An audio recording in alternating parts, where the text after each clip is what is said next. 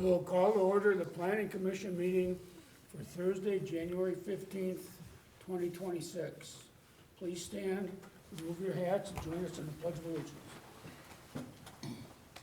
I pledge allegiance to the flag of the United States of America and to the republic for which it stands, one nation, under God, indivisible, with liberty and justice for all.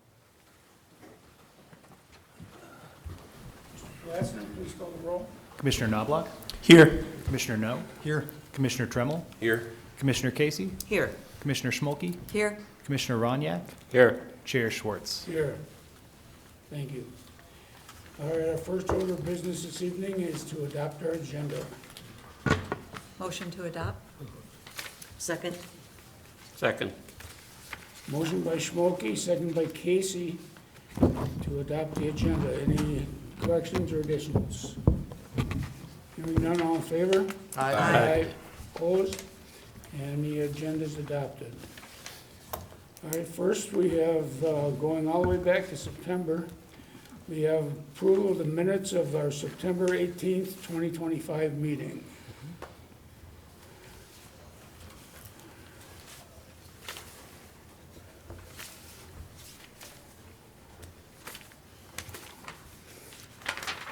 There's only a limited number of people that can vote on this. Is there a motion to approve those minutes? I'd make a motion to approve those minutes, Chair Schwartz. And is there a second? Second. You weren't there. You would have to Can't, read so it. No one else. Ray or? I'll second it. Thank you. We have a motion by Noah, second by Knobloch to approve the minutes of the September 18th, 2025 meeting. Any corrections or additions? Hearing none, all in favor? Aye. Aye. Opposed? Minutes are approved Abstain. with 3 abstentions. Commissioners Casey, Schmolke, and Tremmel.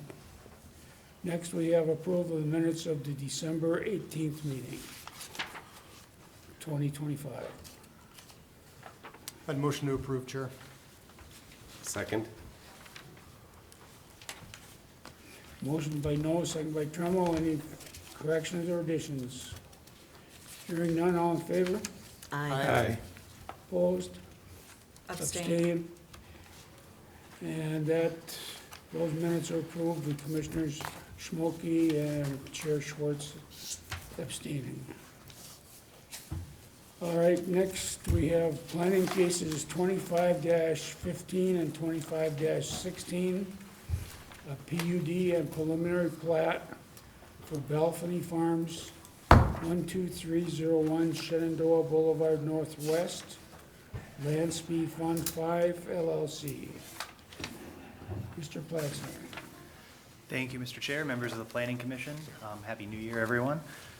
So I have before you tonight a request for a planned unit development, or PUD, and preliminary plat for the Balcony Farms property on Main Street in Shenandoah. So the applicant is a developer who would like to build a residential subdivision on the southern part of the Balcony Farms property. So Balcony Farms are a sod farm. A lot of it's used for sod farming. Some of it's currently being used for vegetable farming, spanning both sides of Main Street, along Shenandoah Boulevard for the most part. The southern part of that is largely low-lying and wet, and the very southern third of that southern section of the Balcony Farms is where this development is being proposed.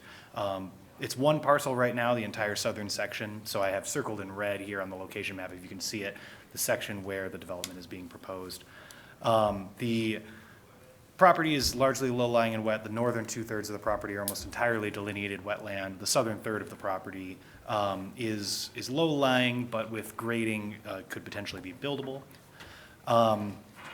Proposed access to the subdivision would be off of Shenandoah Boulevard. No access would be proposed off of Main Street.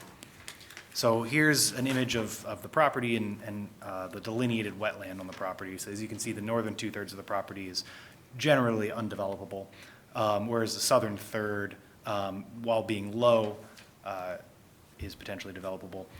So this is a zoom out of the plat being proposed.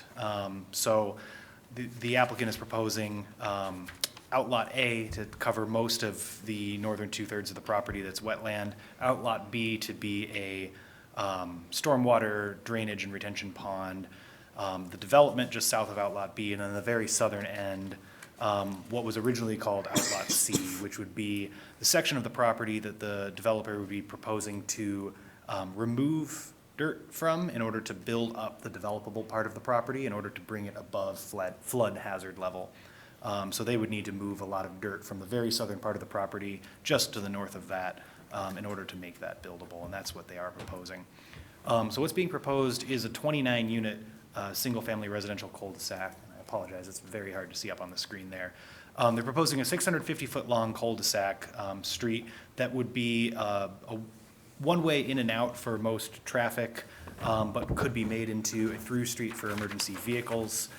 For that purpose, they're proposing also a trail connection to the east of the development through the woodlands to Cardinal Woods Park.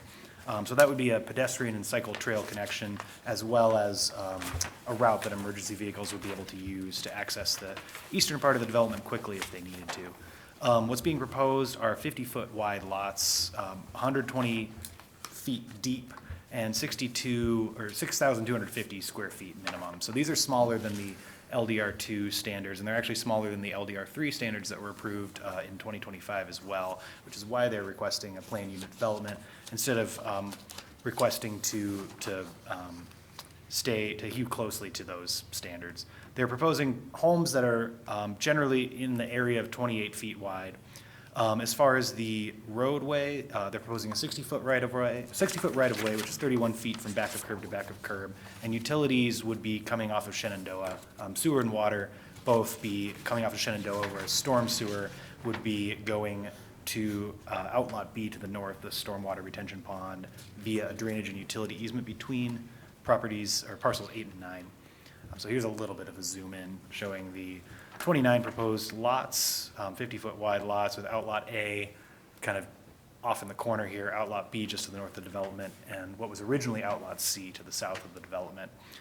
City staff did request some revisions during the staff review of the project, which they did, the applicant did bring back a revised site plan to address these requests. So I have also included an image of the revised site plan here. The preliminary plat document itself has not yet been revised, but what they're showing are the southern lot lines extending all the way to the southern boundary of the site, which would eliminate Outlot C. The pond that would be part of Outlot C would remain as part of the development, but it would be split among those residential properties. And the purpose of this would be to make it clear that the city would never be responsible for maintenance of that pond to the south. So the maintenance of the pond to the south would be the responsibility of the property owners. And staff felt that there could be some confusion if that pond were to remain an outlot, that in the future, property owners might think that that pond was a stormwater pond or something that needed to be maintained by the city. So in order to clear that up, extending the property lines to the southern site boundary was the proposed solution. This also includes a change to the lots themselves.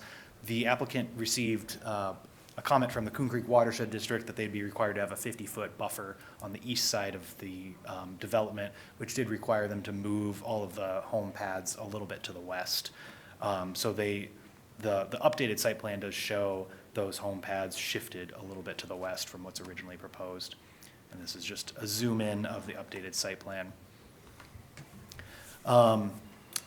The third update that the applicant included in the revised plan is to show the trail itself between lots 17 and 18. So you can kind of see it here on the southeast corner of the site, and this would be the trail that would connect the cul-de-sac to Cardinal Woods Park to the southeast. So I did generally explain the purposes of Outlot A, B, and C. Outlot A, generally considered to be undevelopable or very difficult to develop because of its low-lying nature. So the applicant is hoping to sell it to a party in the future to use for wetland banking wetland banking, I apologize, or some sort of future use, but there aren't a whole lot of uses that it would be ideal for. So continued farming would be one potential use. Outlot B would be deeded to the city, and the city would be responsible for owning and maintaining the stormwater pond. And that's something that our Public Works Department prefers to do. We, when a pond isn't owned by an HOA, it's a pond that the city would need to maintain. And Public Works staff would access the pond from Shenandoah directly on the west side, and then through the drainage utility easement between lots 8 and 9 on the south side. And then Outlot C, or what was formerly called Outlot C, would be a pond with no stormwater drainage purpose that would generally just be needed because the dirt is needed in order to build up the site, and it would be split between the southern lot owners. And then I included here just an image of the proposed topo of the site showing the outlots B and C being excavated. So the applicant is requesting quite a few deviations from the LDR2 requirements, and staff did work very closely with the applicant in order to develop the site plan that they did.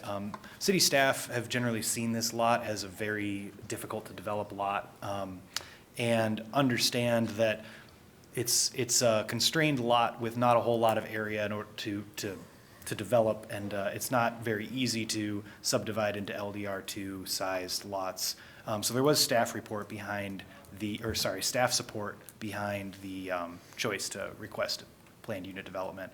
But the request for planned unit development would be a reduction in garage size, in lot area, including width and depth, an increase in the allowed lot coverage, reduction in minimum front yard and side yard setbacks, and an increase in the maximum cul-de-sac length allowed from 500 feet to 650 feet. And the cul-de-sac length requirement is usually in place in order to make it easier for emergency vehicles to access the homes at the end of the cul-de-sac.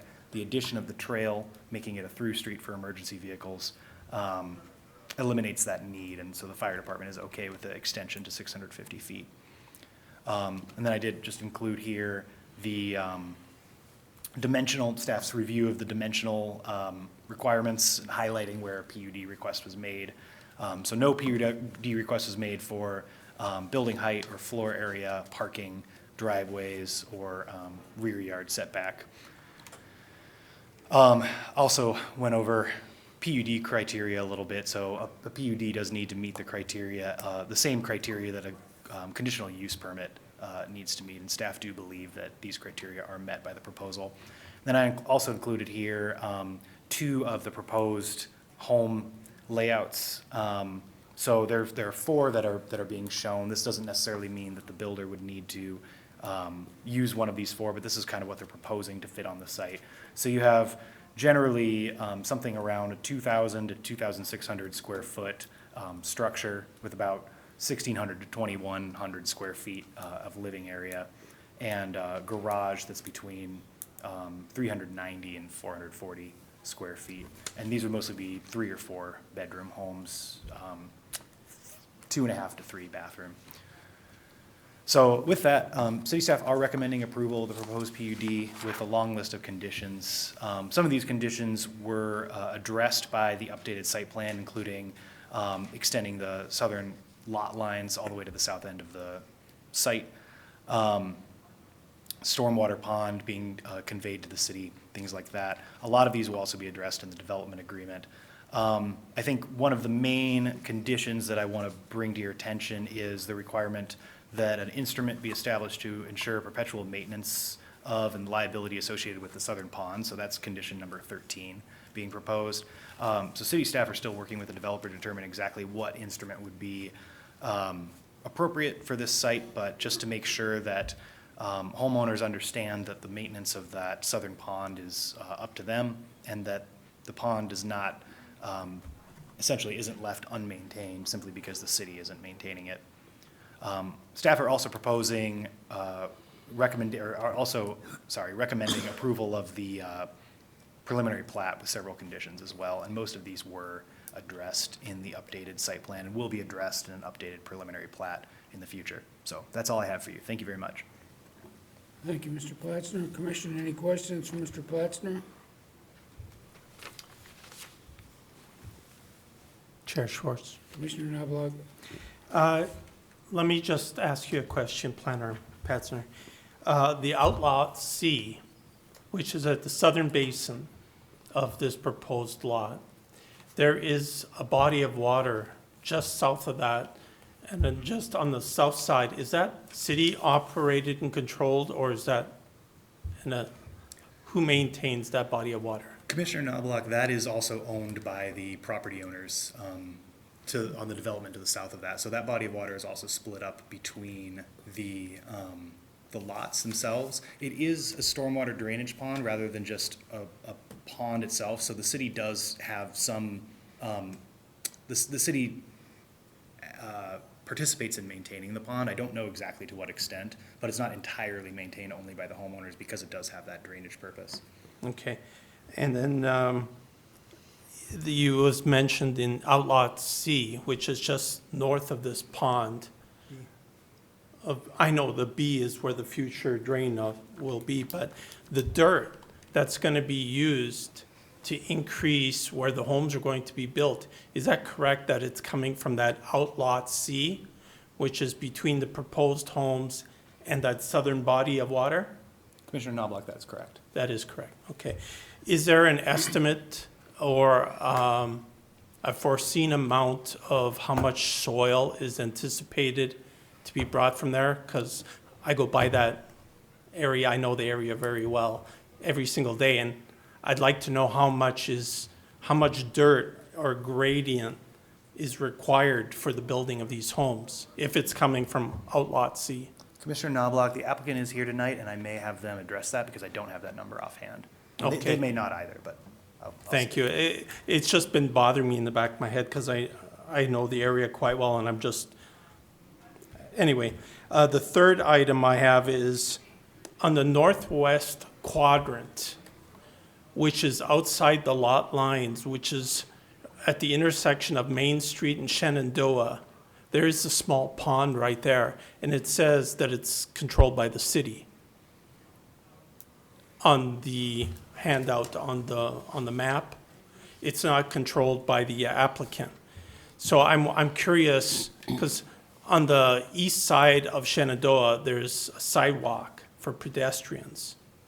And that kind of leads me right into 123rd Lane Northwest. Mm-hmm. That is it's uncontrolled, it has a stop sign, but it's a very high-traffic area. And that street, as proposed on the map, is supposed to be extended as the entrance into the development. Are there any traffic studies or any proposals to put in, like a light or intersection in there? Because the sidewalk infrastructure and the lighting, the traffic, I don't think is anticipated for the amount of volume, even if it's a small amount, because it's already an extremely high-risk area or intersection. Commissioner Knobloch, staff did not think that a 29-unit single-family subdivision would require a traffic study. That's usually done for higher volume developments than that, especially since it would be a one-way in and out cul-de-sac. Engineering and public works staff did review this and did determine that a traffic study or that level of detail on traffic would not be required for this. So none was done. Okay, thank you. That's it. Mr. Chair? Mr. Smokey. Mr. Pastor, can you, just for comparison purposes, can you remind me what the width is of the development, the homes that are, I forget the area, across from Lilliput off of Coon Rapids Boulevard? Yeah, the Port Riverwalk development? Yes, thank you. Commissioner Smokey, I believe those are 50-foot wide lots. I don't have the number exactly offhand, but those are also smaller than the LDR3 That's what I thought. zoning standards, and I believe that 50-foot is the standard for those lots as well. Okay, And I so- think the overall area is similar too. Visual comparison, that's a good comparison. then. Correct. Great, thank you. I have a question. Piggyback on this gentleman's, in regards to the outlot C where you're going to be digging and using that fill for the site, what's the quality of that fill? Commissioner Roniak, definitely out of my area of expertise, so the applicant might be able to speak to that a little bit better. But I'm told that this is a relatively sandy section of the city, and so it's the type of dirt that is Okay, the reason standard for building up an area for development. The reason I bring this up is that when I was developing, the first thing we did on site is we would scrape the entire site of topsoil. So we got down to building material that's stable for the units. You're going to be putting down footings here. I assume these are going to be slab on grade? Commissioner Roniak, the southern homes, there are lookout basement. They have full models basements? as well. Okay. But going back to the type of material, you're going to be bringing this stuff, and then you're going to be putting a building on top of it. Now, if the city doesn't have any codes as to the type of soil you can use to put a structure on, one might want to look at the quality of what you're bringing up, because the people that purchase these things down the road may end up with some issues. Chair Schwartz, if I may. Okay, I know it's not your area. No, it's under, Commissioner Roniak, this is something that the Public Works and Engineering staff do follow state building code requirements and do need to make sure that any development that occurs meets the soil and drainage and everything like that standards for single-family development. Generally, it's a little bit too detailed and a little bit too outside of my expertise to really address in a planning commission meeting, since these are generally statewide standards. But city staff do always review these and would never approve something that does not meet these standards. Okay, question 2. What's the ownership of this entire site going to be? The reason I'm asking that is you have Outlot C, you have Outlot A. Right now, somebody's paying taxes on those. Now, if this development is only the part where the buildings are on, somebody's going to end up with ownership of the existing Outlet C and A, unless this becomes an association where they end up with the entire site and paying taxes on that through the association fees.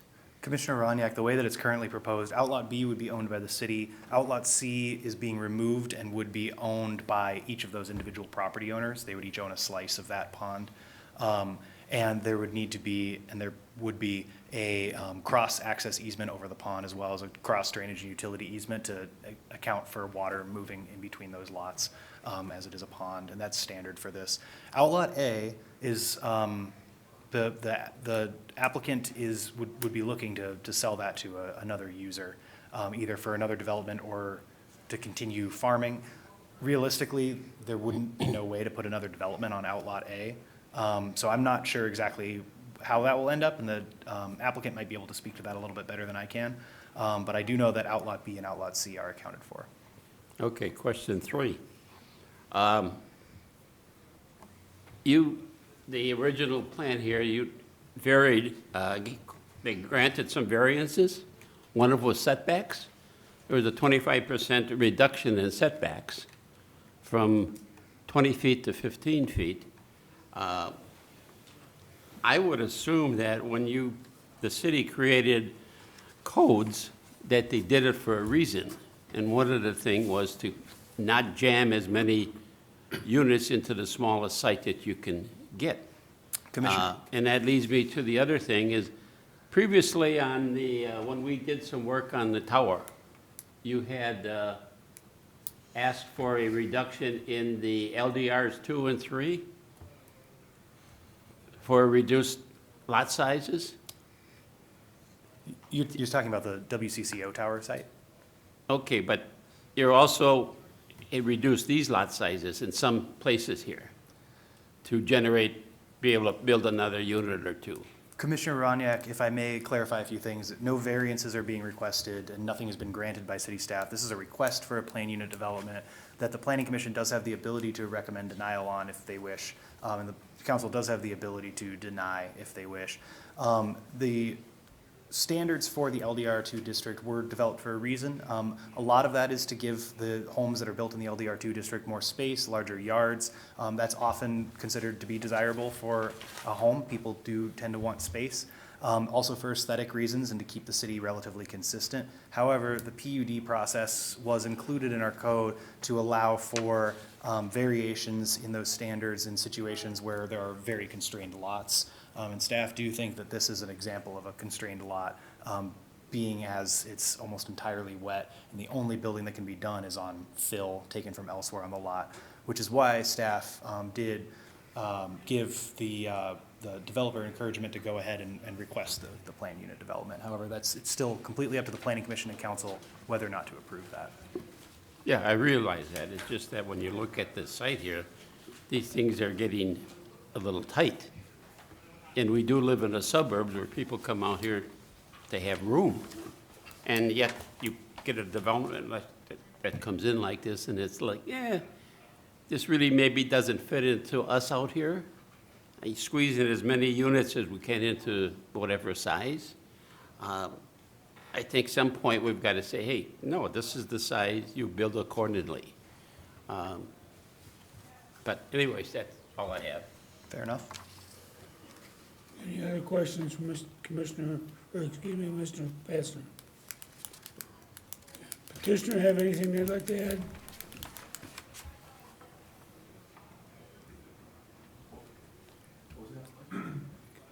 Petitioners have anything they'd like to add to the presentation? Excuse me. Please give your name and address for the record. Good evening, I'm Joe Raddick with Contour Development, 8195 Vernon Street, Rockford, Minnesota. Thanks, Max, for the presentation. We did meet with city staff several times as we worked through the development of the plan. And Max is right, this site is very constrained. It's 26 acres, I think, and really only about 8 acres of it is usable. So in order to make the project financially viable, we had to get creative with the lot sizes, and that's why we've requested the lot sizes that we have. We're partnering with Lennar Development to build the homes, and these lots are sized to fit their homes that they want to build. They believe there's a market for it. It is very similar to the Port Riverwalk project, and we think it's going to be a great addition to the neighborhood. Thank you. All right, we do need to have a public hearing on this matter. So at this time, I will open a public hearing for both the preliminary plat and the PUD for planning cases 25-15 and 25-16. Preliminary, or PUD and preliminary plat for Belfany Farms, 12301 Shenandoah Boulevard Northwest. Anyone here wish to speak to the public hearing? Please come to the microphone, give your name and address for the record. Limit your comments to 3 minutes, please.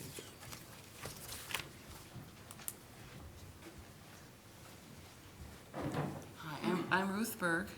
I live at 1989 122nd Avenue Northwest. And what I just need is, it's not clear in my mind when you say pond, or we're saying pond, I'm picturing, because I'm right on the corner of the west side of the pond. And when you say another like pond is going to be next to the sea, I'm picturing two ponds together. It's just confusing to me. Or will they come together to be one big pond? I mean, this is outside of the addresses that you said on the letter. Mr. Plattner? Commissioner Schwartz, if I may, the ponds would be separate. They would be separated by a strip of land about 10 to 15 feet wide, I believe, between the ponds. So actually then some trees will still be there. Yes, I believe so. Okay. It's a little more clear. Thank you. You're welcome. Anyone else wish to speak to public hearing? Come to the microphone, give your name and address for the record. Limit comments to 3 minutes, please. Hello, Mary Protis, 12380 J Street, 30-year resident. Our property backs up right to Balfani. I would like to know how long this project, if it is approved, will be going on, and what is the price point of the homes? All right, we'll see Thank if we you. can have the petitioners answer that later.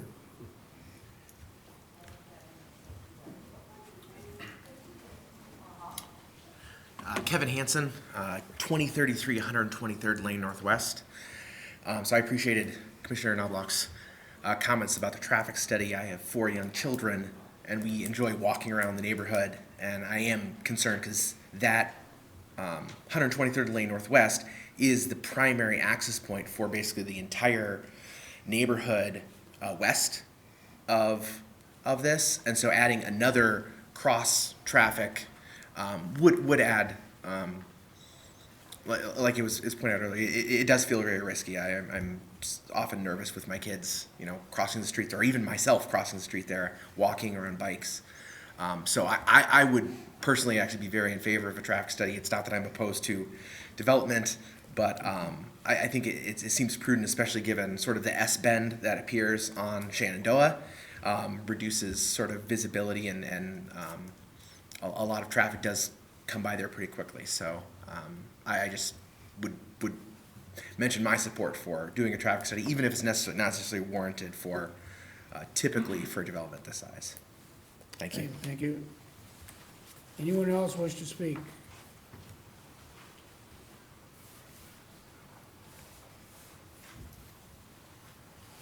Hello, Kerry Hodges. I live in 1933 122nd Avenue. So we have 6 homes there that landlock that pond that's just south of the farm. And I guess I have a couple questions. I'm sorry I'm late, I just got off of work. There's a 10-foot strip of land, I believe, that runs east to west that the city owns. That's like just north of our property. I have a question like what's gonna happen with that strip? I thought there was supposed to be like bike path put in there. That's what I heard many years ago. And another question would be, are any of the trees that are north of the pond on the property that's going to be developed, and will any of those be removed? They're not questions that we can answer necessarily right at this time. Okay, is this presentation available like in handouts or online or something? I'm sorry since I missed it. It'll be on cable TV. Okay, all right, thank you. Yep. Anyone else?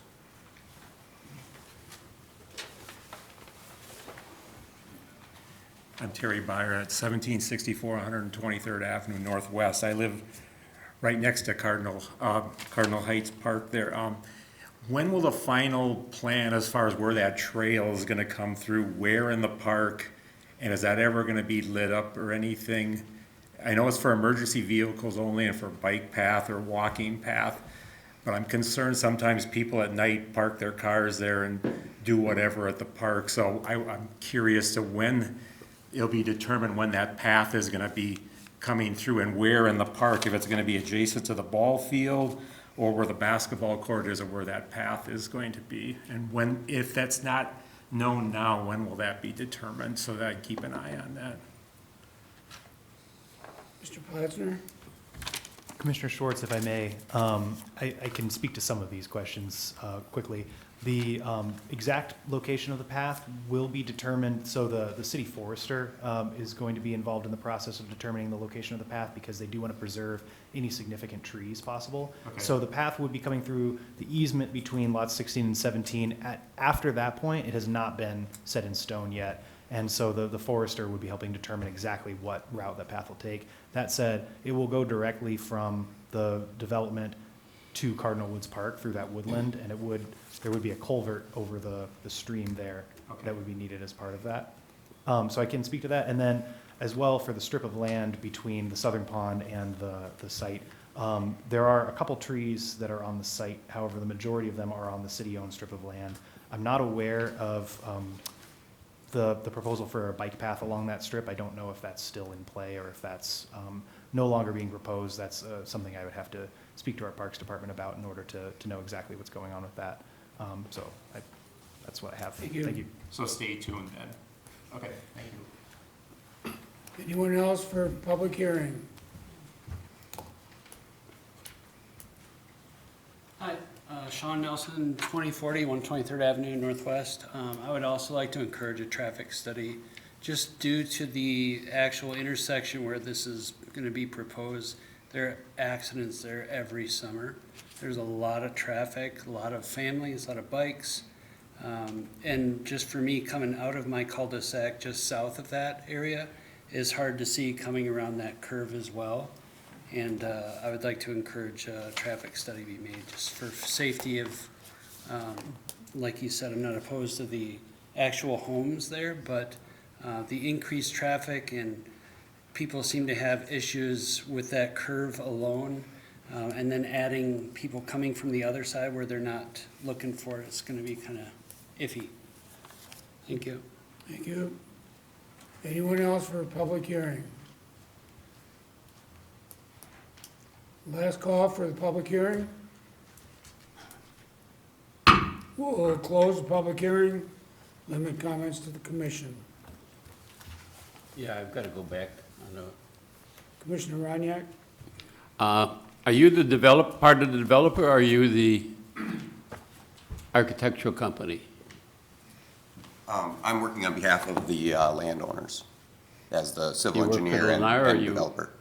Correct, for the Okay. landowner. This site here, you purchased the entire site. Now, the buildings you're going to use, is it going to turn into a homeowners association, or is it going to be individual lots, no association? We are proposing no association, no homeowners association, individually owned lots. I know, but for the entire project here? Correct. It gonna- No association. It could be strictly individual lots? Correct. Okay, what about outlet C and D? You still Outlot- own those? Outlot C is the large pond lake to the south. Right. Those lots are getting extended to the south, so that'll be under ownership. Max had that, Max, do you still have that revised site plan you could share? Because I think there's some confusion. This outlot's no longer Right. gonna be here. What about outlot A? Outlot A is gonna be retained by the current owners, and they're working on a wetland mitigation plan for that project, or for the remainder of the land. So lot A will be owned by the homeowners? Nope, it'll be owned by the current owner, Oh, okay. the people who own it today. They're gonna retain that Outlot A parcel, and they're working, we met with Army Corps of Engineers and Coon Creek Watershed District on a wetland enhancement project there. So basically turning it into more of like a wetland preserve project. Okay, and then the street will be turned into a city street? Correct, that'll be city right of way, city owned, maintained.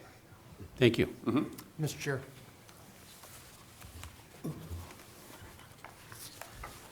Commissioner Nolan? If there's no plan for an HOA and the city's not gonna own that pond, where's the maintenance come there then? Mr. Chair, if I might here, Mr. Bucciccone?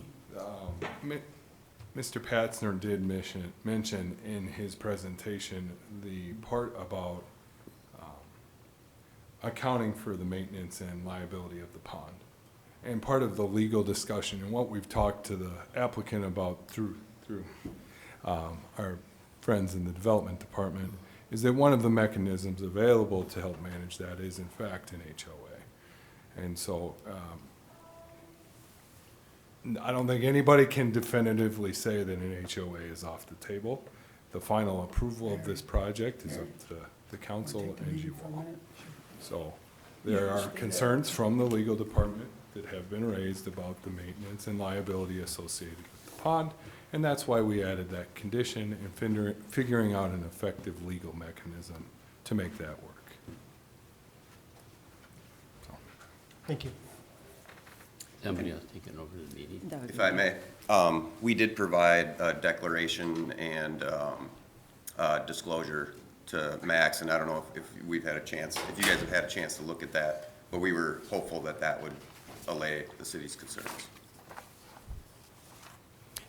If I may I add an extra while we have you up at the mic, I have the question, and it might include Planner Petzner, but on the materials, the lake south of Outlet C, and I don't want to belabor this because I've already asked this, but it's confusing me, the amount, there's a lake south of the proposed site. And then you're talking about Outlet C, which is part of the site. I'd like to know what is the, in yards, if it's available, because I have the topographic of the altitude of the Outlet C, but I'd like to know what is the width and length of this Outlet C, and I still would like, even if it meets the requirements, I'd like to know if there's not enough soil to come from Outlet C for the foundation of the building, will that be brought in and backfilled? Yeah. Because that, I think, is critical, that it will meet the requirements, but that's gonna add additional cost, headache, if it doesn't. So I'm really concerned that once you start digging a hole in a piece of land that's right on the borderline of being very low, and you're beside another body of water which has water in it, and you're that close to it, there is groundwater, there will be seepage, in my opinion, that's going to become a very big problem in a very big lake. And I don't think I don't foresee any management or control of digging a big hole to get soil right beside an existing pond and not expect there to be impact between the two. So thank you for answering it. So different soil that will be, if there's not enough, it will be brought in to bring the housing grading up? Correct. Okay. And then the rest is just me ranting, so. I'm done. Mr. Chair. Commissioner Schmucki. So, you know what, I wanted to just say a few words. First of all, I think this is a really complex, I mean, there's a lot of information here, and I think staff has done a great job highlighting everything and addressing all the matters in the pack. So, again, great job working with the applicant and summarizing and putting this together for us. I like that even comparisons too. Thank you for that information to say there is other areas within the city where we have some similar lot sizes. I am particularly, because I was glad that you brought up the traffic. That's usually one of my things that I'm pretty adamant about as well. And I don't know how we can address that here today. I don't necessarily think we need to add that as a condition, but we do want to make sure that we're addressing the public's concern about the fact that it is going to add more traffic to that area where they already perceive it to be very busy and potential for some issues. So I don't know if staff can comment to what the next steps might be for the traffic concern. Mr. Chair, Mr. Uccione. in light of the concern raised by the public and just in general, I know that our city engineer looks at the traffic and whether this is a project which implicates a traffic study as required by statute. I don't think that's the situation here, but we can relay the comments from the public here today at the meeting, and I'm sure he can take a look and double check and make sure it isn't something that implicates a requirement for a traffic study statutorily, and then also if the proposed layout makes sense for traffic. Perfect. And I'm sorry, one more question or a thought I had too is in terms of landscaping, are we going to see that at a later time too, since there are questions about trees and so forth? So I just wanted to address that as well. Chair Schwartz, the requirement for landscaping for single-family homes in general is one street tree per home, and that will be required in this situation. In terms of landscaping for the rest of the development, The stormwater pond will generally be kept relatively natural around that. There's usually a buffer between the stormwater pond and the rest of the site, and which helps for the filtration of stormwater. In terms of the pond to the south, since that will be individual lots, there won't be requirements for those individual homeowners to landscape that. Tree removal on the site as it stands would be minimal. Most of the trees are around the edge of the site, and a lot of them are not on the property. So as far as landscaping is concerned, it really would just be the same requirements as any other single-family development, which is just the singular street tree per lot. Wonderful, thanks for addressing that. That would be it for me. Mr. Chair, Mr. Casey? I have, just in addition to speak to the traffic, because I live in that area, and I come off of heading east on 123rd Lane and make the stop at the stop sign. Shenandoah comes at you both ways, and it is a look left, right, again, double time to make sure traffic is cleared. So when concerns are relayed to engineering, or even if this doesn't warrant a traffic study, maybe monitoring could be a part of that, just to have the police department aware of it, because people come south on Shenandoah from Main Street, they're booking it, and so I'm watching that avenue the most. And then you can see down Shenandoah further south, you have a little better visibility, but then we're gonna have this west flowing traffic out of the new development. So I'm always grateful that we have sidewalks on both sides of Shenandoah that takes pedestrians and dog walkers out of the traffic mix for the most part, but there aren't sidewalks on 123rd Lane. And so there will be some added traffic there, and I don't think there's going to be sidewalks within the new development in the cul-de-sacs. That isn't a practice in the city. So anyway, I think it's a place where traffic could be monitored, you know, and certainly as the development proceeds, to re-educate all of us Shenandoah drivers that, hey, you got another avenue there. All right, thank you. Mr. Chair, Commissioner Schmoke? is there a way, since this is part of the minutes for this meeting, is there a way that there can be a follow-up to the inquiry regarding the traffic, addressing the traffic with engineering, just so that for our purposes and for the purposes of anybody, you know, who raised it tonight, they can look back and see, or they'll see it in the future, kind of what their response is? Yeah. May we have one moment? Sure.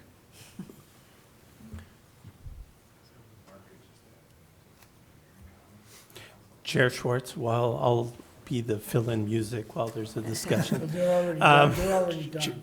Chair I have a- Schwartz, Oh, I think the best way to do that, and Assistant City Attorney Bucciccone brought this up, would be to add that into the engineering comments. So I would have a conversation with our city engineer, and whatever change would be made would be added to the engineering comments, which would then be memorialized at the council meeting as part of the Perfect. council packet. That seems like the best way to do it to me. Excellent, thank you very much. Perfect. I actually, Chair Schwartz, Commissioner Knobloch? I actually have something worthwhile to say instead of ranting. Just north of 123rd Lane Northwest, I know people who live in that area, and I travel Shenandoah. I live off Shenandoah further north, but I know a lot of people who live in the area, like Commissioner Casey in that area as well. And I know the area of Shenandoah, even I still find issues, and I've lived 30 years in this area. Even when the speed limit was reduced to 30 miles per hour, there's still an issue. It's not just the speed, it's the design of the roads and the curves, and it's considered a back way to circumvent Main Street, Hanson, thank you. But there's a gully just north of 123rd Lane Northwest, and I know some people who live there in that entire area, and I see them as well. There's constant deer running across, it's like a transfer route. It's a gully for all these deer, and there's a lot of them, more than people may realize or see. And they go from the gully through that bend in the road on Shenandoah, north of 123rd North Lane Northwest. And I would at least like to see a couple deer crossing signs there, if that helps at all for somebody, because I'm constantly avoiding or trying to avoid deer, and I only travel maybe once or twice a day down that road. So just for concern for people in attendance and just for discussion purposes, I just don't care. I do care about pedestrians and people and the traffic and that, but that is another risk that I think that needs to be at least cognitive in people's minds, because I've known of people who've died on that road and that intersection over the last 35 years. Not close friends, but I've known of people who've had issues with that, and it hasn't gotten better since then. There's only more people, more traffic. So I have to say something in conscience, because I'm concerned about, if it's not said, I won't be able to sleep at night. So that's it. No more ranting. Mr. Chair? For now. For now. Commissioner Knoll. Just had one more question for the petitioner, if I may. On the south side of the development, you mentioned lookout lots. I guess I understood they were all going to be slab on grade. Are there going to be lookout lots with basements, or what am I? No, these are all slab on grade homes. Okay, I think me and Max maybe got mixed up there, but they are all slab on grade. they're all slab on grades, and Correct. so we're reducing the garage size. We've got a half bath that kind of takes up some of that storage space under the stairs, and our utilities are up in the laundry room. Where do people put stuff? It's kind of my concern with this, and being there's slabs, I know you can't really drop the garage and have some more storage room in the garage, so. Right. I mean, this is a product that Lennar believes in. I think it's very similar to the Port Riverwalk product, you know, and people are, you know, apartments and smaller homes and less stuff. That seems to be the way of the future, maybe. So, at least for certain people. Not me and my wife, but. All right, that leads me to the question I have, and can you, or do you have someone here with you that can address the floor plans of the plans? Lennar's not here, but I do have the floor plans in front of me, and I can speak to as much as I can, and I'll defer if I have to. As Commissioner Knoll mentioned, reduced garage sizes. Normally, we require a minimum of 484 square feet, which is roughly 22 by 22. The PUD standard proposed is stating the minimum to be 390 square feet. And on two of the plans for, I don't know if it's two different houses or, what is the width of the garage stall? On the 390 square foot, it is 19 foot 3 inches. So it's got a 16-foot door, 19-foot wide garage, and it's just a little north of 20 feet deep. Because on Plan A 0-1 or 0.1, I don't know which slab that is, but it shows 19.3. Then on A-1.1, it shows a garage width of 18, 11, and 1/2 inches. And both of those numbers are well under the 390 minimum square feet. I myself have a very small garage, and I swore that I would always do my best to try to have minimum sized garages so people have adequate storage space. As was previously mentioned, without basements, garage space is about the only place we have left for storage. And at least on these two plans that I've pointed out, floor plans are under the 390 square foot minimum for the PUD garage size. Well, the garage size was taken from the square foot table just on the front page. I guess I haven't run the numbers, but I'm just assuming that those are correct. But it sounds like you're seeing a discrepancy, so, what's 19.3 by 20? It seems like that's close to 390. 19.3 by 19, or 20 by 19.5 is 380. So even that doesn't hit 390. But see, there's a little bump out in the front, the bottom left of the garage, and that might add that extra little square footage. I'm just presuming the numbers are correct, but we can double check them. But there's a little jog over in the front of the garage there that might make up that little extra difference. Okay, there's a jog out on A 1.1, but there's no jog on A 0.1. It's there, I think it's just hard to see.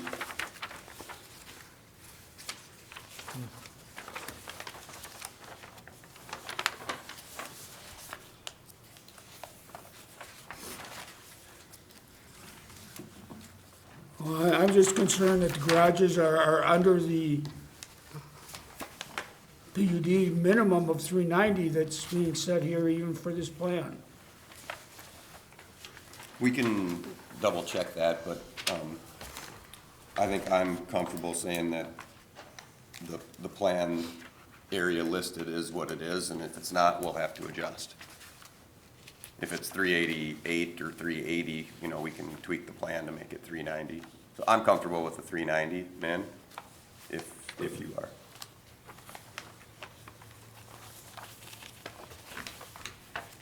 My other thought is, I feel that on this small lot that is available, you folks are just trying to shoehorn too many lots in, requiring the sizes of the homes to be shrunken to require these sizes. So I'm having great difficulty in supporting this plan, at least as presented. I mean, with this constrained property, this is really the only financially viable way to develop it. We can't meet the LSF2 or whatever the underlying designations are and make a project. That's just the reality. So if the city wants to see development here, and that's for you guys to decide, but it has to be a reduced lot with development, otherwise there's just I would have to think that even by just reducing one lot on the north side and one lot on the south side of the cul-de-sac would allow enough space to increase the widths of the lots sufficiently to allow for sufficient buildings. well, the lots are 50 feet wide, and the setbacks are 7.5 and 7.5, so that would allow up to a 35-foot wide home. Most of these homes that are here are 30 feet wide, so, you know, we can certainly talk to Lennar and see if they'd have interest in building, you know, using that extra 5 feet to get bigger garages. I can't make that decision for them right now, but, you know, it'd be a discussion we could have. We have to either approve or deny the plan here tonight over and above what you might be able to negotiate with them. Mm-hmm. Mr. We Chair. basically therefore have no control. Mr. Chair. Commissioner Casey. I will note, going back just a couple years when we did the other project on Port River Walk, thank you, Mary. We faced some of these same issues, that the lots were 50, they were narrow, and they looked like row houses almost. And they only had a 5-foot separation, which was appalling to me when you think that there's just 10 feet between you and your neighbor. But these homes meet a need, and I'm just saying, if we go back, we face some of the same constraints, and we have to look at how that history worked out. Mr. Chair, Commissioner Casey, So or again- Smokey, I'm sorry. since that does seem to be the one development most recently, right, that is probably closest in comparison, do we have any numbers on garage sizes or anything like that that would just help us really quick for, because, I mean, numbers can be deceiving, right? And it may seem very small, but if in comparison, they're, very close to or the same as the development off of Coon Rapids Boulevard, maybe that would help to ease some minds or answer some questions, at least to have something to compare to. Chair Schwartz, if I may, it'll take me a couple of minutes, but I can pull up the garage sizes from Port Riverwalk.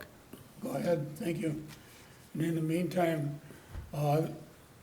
some of the residents had questions of what the timeline is for the building and price ranges. Yeah, so we would plan on starting construction this spring. We're partnering with Jesse Newman, Designing Earth Contracting. He's here with me tonight. It's probably a 2-month grading project, and then we'd go right to streets and utilities, and we'd be looking at foundations starting, August, September of this year. And if it's anything like other Lennar projects, these houses will all be built, and it'll be full, by the end of '27, would be my anticipation. And price range? I don't have the price range, but I would say I would expect it to be similar to that Port River Walk. I don't know if they're 400s-ish, somewhere in there. Thank you. Commissioner Roniak. Yeah, you could see that we're in a pattern here of everything is being downsized. You've seen it when they came through the LR2s and 3s over at the tower. The first thing was we want to reduce the lots. Here again, I realize as a developer in this that you would like to build more houses on a given spot. But then again, the city's got a position that this is what we are, this is what we want, and either you have to fit into it or whatever. And I'm sure they could have removed 1 or 2 buildings here and stretched the lots. But economically, it's better if they ask for permission to reduce it. And in this case, they already did. Before we even got this, a week ago. They'd already agreed to the variances, they reduced the setbacks. I think it's just what's happening now. You got this idea we need more housing, and contractors and developers are able to utilize that to produce 1 or 2 more units, make a few more dollars. I guess at some point, the cities are gonna have to step up and say, okay, we've reached the point where we wanna be. And this is it. Now, I've dealt with Lennar in Florida at the development I'm in. They're a national builder. They do this all the time. This is not a big operation here. And you can see just this small 29 units, what of the occurrence, the problems it has, the traffic, this and that. I mean, one thing after another. For them, this is I would assume a minuscule job. This isn't a real big one. There's land here. We don't have a lot of land.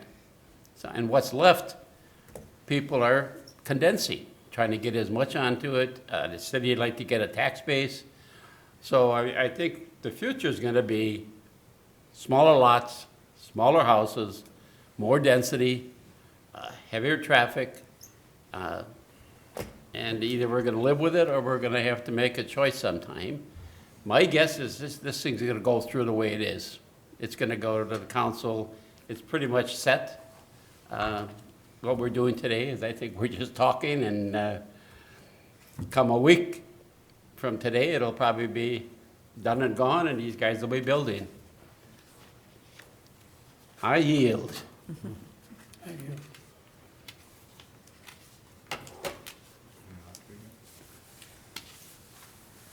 Any luck, Mr. Platzner? Chair Schwartz, I apologize. I'm finding lots of development plans, none that are showing me the garage size. So still looking. It's going to take me a couple minutes here. Sorry about that.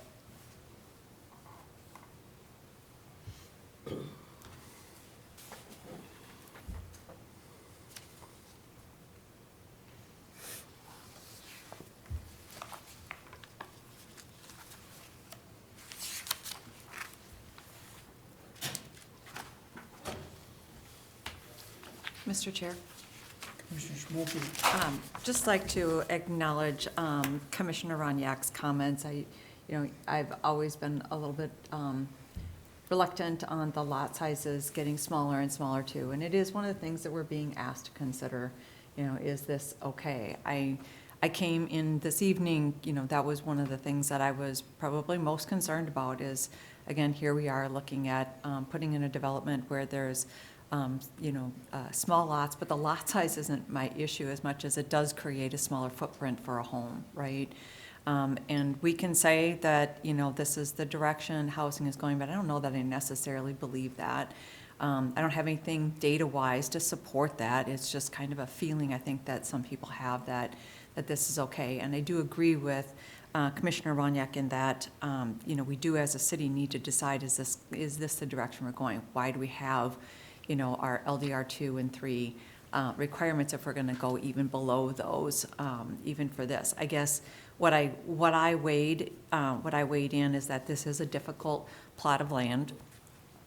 There is not much that can be done with it, and I'm torn because I don't like the idea of small homes going in here, to cram so many in, because I think it's not, I don't know that the need is there. That's not the issue. I'm kind of thinking, again, it's like for our city, what do we want as people are coming through to say that we've got all these homes that are just, these neighborhoods where they're just all so tight and scarce in terms of trees and brushes and, and all that kind of stuff. So I'm torn myself in terms of the direction I want to go. I think that it's a great use of the land because there's really not much else that the owner can do with that. And I think it makes it profitable for them, and it is something that does benefit the community. But I'm not excited about the fact that it is, 29 homes crammed into such a small area. My preference would be that it, decrease the number of houses and increase those sizes a bit so that you can increase the floor plan. Because I do think that would be a lot more attractive to people coming in. But I don't run the numbers, and I totally understand that from building my own house, we had to bring in a lot of dirt to fill in just our lot to put our home on it just 8 years ago. And I know that to Commissioner Knobloch's question, you may hope that the plan A is what's going to work for where you're going to get the dirt from, but we thought the same thing and ended up having to bring in a lot of dirt, It was probably the most expensive part of building our home that we just didn't expect. But it's good that we're raising these questions. Everybody has to vote to their, to how they view the importance of this plan, and but I do appreciate all the commissioners' comments on it. Thank you.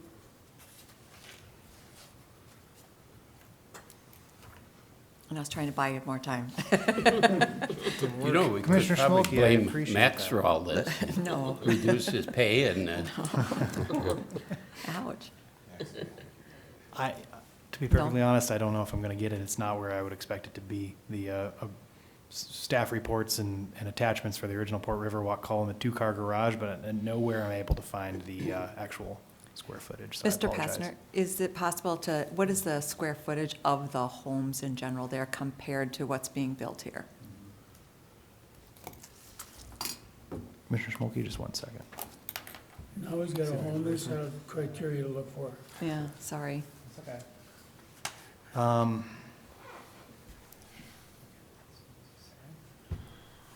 should be reciting these numbers in your sleep.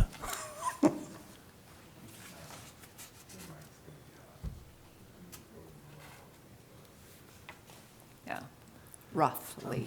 Struggling to find the numbers, I apologize. And in my defense, we have all the building permit applications that should have all that information that I'm looking for, but we changed over to a different software. Sure. And that's no longer easy to find the way it used to be. I apologize, I'm frustrated. Doing my best. Thank you for your patience. Thank you for your attempt. Commission, any other thoughts, concerns, comments?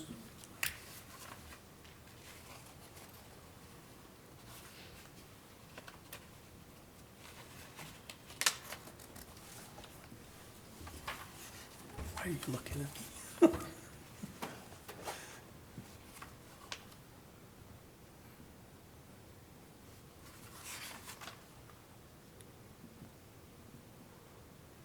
Mr. Chair, Commissioner Arnold. there is one down that Port River Walk that has 2,168 above grade square feet that I see. Looking for the garage size on that one.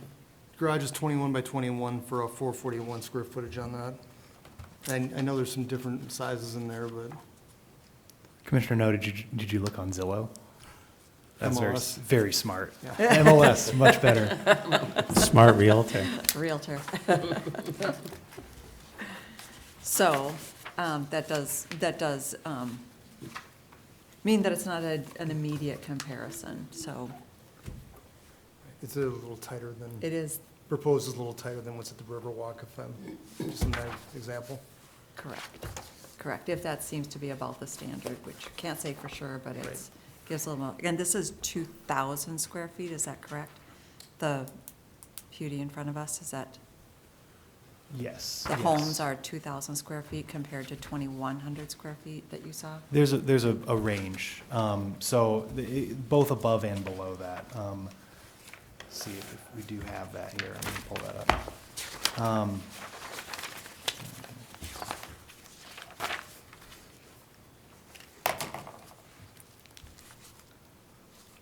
Here in front of us, we have a range from 1,600 to 2,400 square feet. For those 4 home styles? Correct. Okay, that's. For the living space. Yeah, right. That's pretty broad, depending on the style. Okay, thank you. And it needs to just be above 1,600. It needs to be above, our minimum is actually 960, so it's much smaller. Oh, square feet. Oh, and propose, yeah, okay, yeah. Okay, thank you.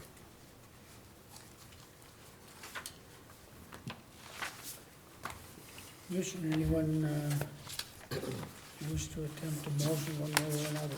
Chair Schwartz, you're looking at me before, so I have to say something. Well, I'm never looking at you, but go ahead, Commissioner Knobloch. Just one last comment. I love the proposal.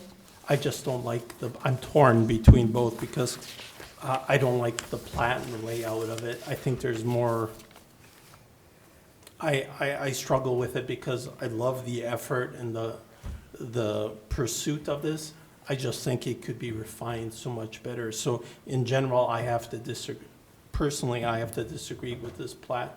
That's just my viewpoint, and I'm 50-50 torn on it.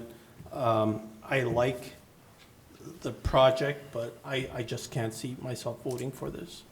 So that's it. Well, you're seeing you get a lot of square footage out of the house because it's stacked. You got a 400-foot square garage, which is normal. You build over the garage, so you picked up space over the garage. You're able to generate a lot of square footage, even though the site, this house itself is not a real big house. You're only about 1,000 square feet on the bottom area, maybe a little more than 1,000 square feet on the surface. They vary, but, yeah, 800, 650, 730, 960. Yeah, so you're getting a lot of square footage in a house, you're not getting a very big house. I mean, it's just, they're utilizing the space with height, which in a way is better than putting a little dinky house there, 1,000 square foot house. you can get bigger families in here. The garage is gonna hold 2 cars. Not big cars, but it's gonna hold 2 cars, no more space than that. But I think it's the time of the times. This is what people are building. I've seen Lennar build stuff in Florida that is very good. Some of them so-so, but the thing is that he's a national builder. If it was the local guy, you'd probably get something different. Chair Schwartz? Commissioner Knobloch? I agree, well, with Commissioner Roniak. He has very excellent insight and experience in the field, in the area. I'd like to take it one step a little further, and that's with, it's a sign of the times with smaller homes. That might be a design feature, but I live in this community, and I'd like to see families and generations, potentially developments going, rather than with the aging population, a lot of people want smaller homes, less maintenance, upkeep, I understand that. But for the benefit of the community and the tax base, I think where need be, developments such like this are very suitable. But large developments like this, I think, are counterproductive to the community.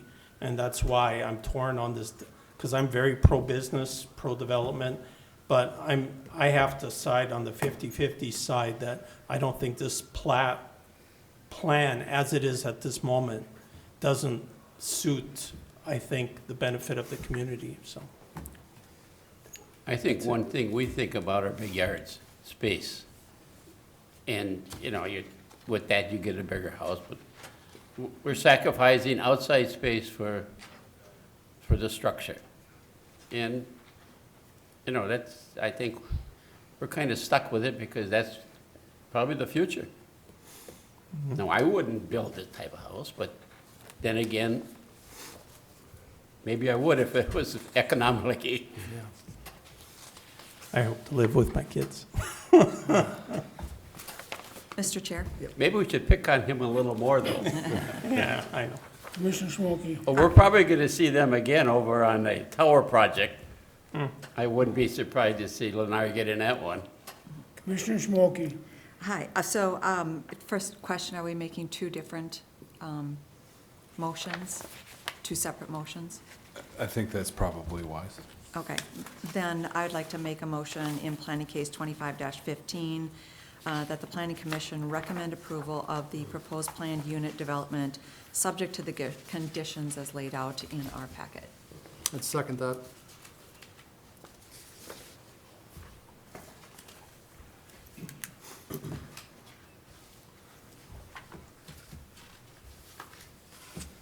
In planning case 25-15, we have a motion by Schmolke, second by Noel. Any further discussion?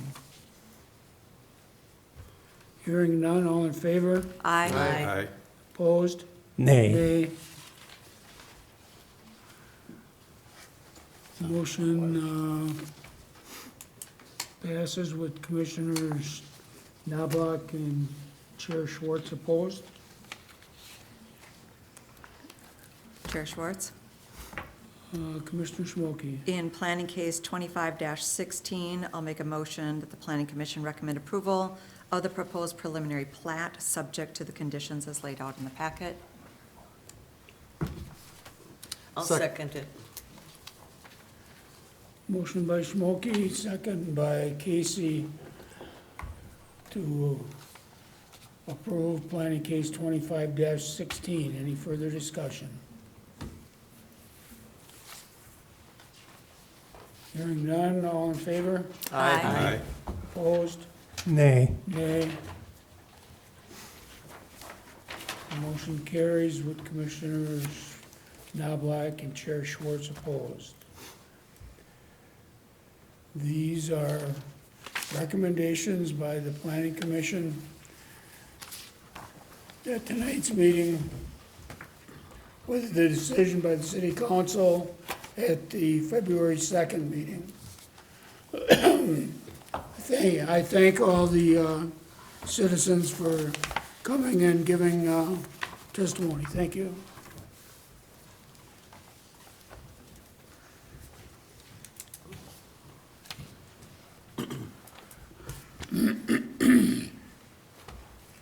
Moving on to other business. Mr. Posner.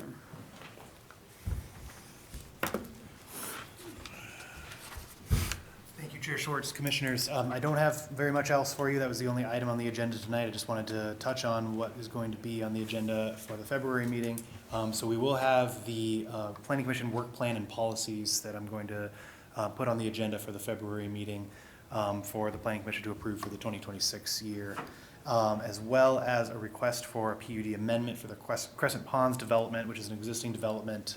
It's a request by the Fountains Homeowners Association, and they are requesting a few changes to the existing PUD to allow for a little more space in the backyards of those lots in order to build covered decks if the homeowners should so choose. So that's the item that's on the agenda for the February meeting right now. And I have nothing else for you. Thank you. Thank you. Commission, anybody have anything under other business? I would move to adjourn. Second. Motion by Casey, second by Roniak. All in favor? Aye. Aye. Meeting's adjourned.